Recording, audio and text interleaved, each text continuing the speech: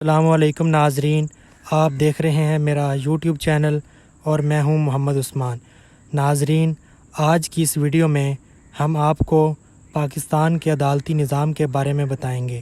ناظرین، پاکستان کا عدالتی نظام اس عدالتی نظام سے لیا گیا ہے جو برصغیر میں انگریزوں کا بنایا ہوا تھا اور عارضی طور پر گورنمنٹ آف انڈیا ایکٹ 1935 کو عدالتی قانون کے طور پر اپنایا گیا۔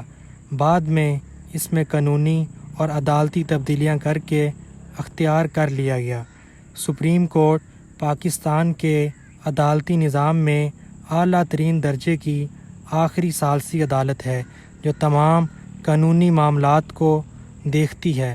عدالت عظمیٰ پاکستان کے دارالحکومت اسلام آباد میں واقع ہے۔ سپریم کورٹ سول اور کریمنل معاملات میں ایز این اپیلیٹ کورٹ اور آئینی معاملات میں کسٹوڈین آف دا کورٹ کا رول ادا کرتی ہے۔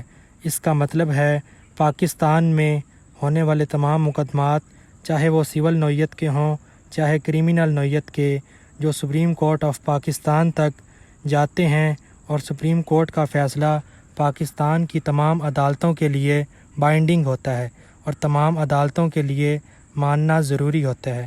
جیسا کہ ہم جانتے ہیں پاکستان کا رقبہ 7 لاکھ مربع کلومیٹر سے زیادہ ہے، تو جو لوگ اسلام آباد میں ہیں تو ان کے لیے آسانی ہے، مگر جو لوگ بلوچستان یا دور دراز کے علاقوں سے ہیں ان کے لیے بہت مشکل ہے، کیونکہ ایک کیس کے لیے بہت سے لوگوں کو جانا پڑتا ہے۔ تو اس مقصد کے لیے to provide justice every citizen of Pakistan, supreme court نے پروونشل ہیڈ کوارٹرز میں اپنی رجسٹری برانچ آفیسز قائم کیے ہیں۔ جہاں پر بھی ہائی کورٹ کی سیٹ موجود ہے وہاں سپریم کورٹ کا ایک بینچ موجود ہے۔ اس مقصد کے لیے جب ایک صوبے میں سپریم کورٹ کے لیے فائل کیے جانے والے کیسز کی تعداد زیادہ ہو جائے تو وہ رجسٹری سپریم کورٹ سے درخواست کرتی ہے اور سپریم کورٹ کا ایک سٹنگ جج ایک بینچ کی صورت میں موو کرتا ہے۔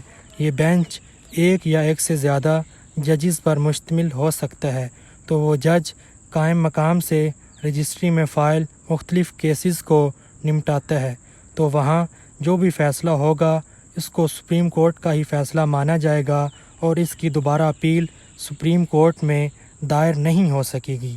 سپریم کورٹ کے 2 حصے ہیں، ایک ٹریڈیشنل پارٹ جس کے بارے میں ہم بار بار سنتے ہیں، جو ہائی کورٹس اور ایڈمنسٹریٹو ٹرائبیونلز کے خلاف اپیل سنتا ہے، اور دوسرا شریعت اپیلیٹ بینچ جو صرف اور صرف فیڈرل شریعت کورٹ کے خلاف اپیل سنتا ہے۔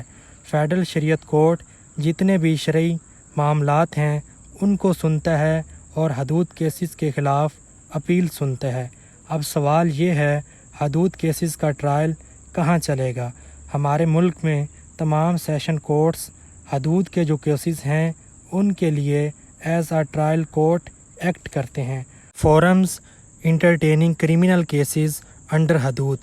فار ایگزامپل، ایک آدمی چوری کرتا ہے تو چوری کے دوران گھر کے افراد جاگ جاتے ہیں، تو اس کے بعد لڑائی کے دوران ایک شخص مارا جاتا ہے، تو چور پر جو پرچہ کٹتا ہے تو 2 دفعات لگائی جاتی ہیں۔ چوری پر حدود کی دفعہ لگائی جاتی ہے اور قتل پر 302 کی دفعہ لگائی جاتی ہے۔ اب آدمی ایک ہے، واقعہ ایک ہے، ٹرانزیکشن ہی ایک ہے، مگر دفعات 2 لگائی گئی ہیں۔ ان دونوں مقدمات کو سیشن کورٹ ہی سنے گا، مگر ایک مقدمے کو سنتے ہوئے وہ CRPC کو فالو کرے گا جو قتل کا مقدمہ ہے، اور دوسرے کو سنتے ہوئے وہ حدود لا کو فالو کرے گا۔ حدود کے تحت چوری کا مقدمہ جو سیشن کورٹ میں چلا، اس کے خلاف اپیل فیڈرل شریعت کورٹ میں جائے گی اور اس کے خلاف اپیل شریعت اپیلیٹ بینچ میں جائے گی۔ 302 کا مقدمہ ہے جو سیشن کورٹ میں ہی چلا، اس کے خلاف اپیل متعلقہ ہائی کورٹ میں جائے گی اور بعد ازاں اس کے خلاف appeal supreme court of Pakistan میں جائے گی۔ ہائی کورٹس پاکستان کے عدالتی نظام میں دوسرے درجے کی عدالتیں ہیں۔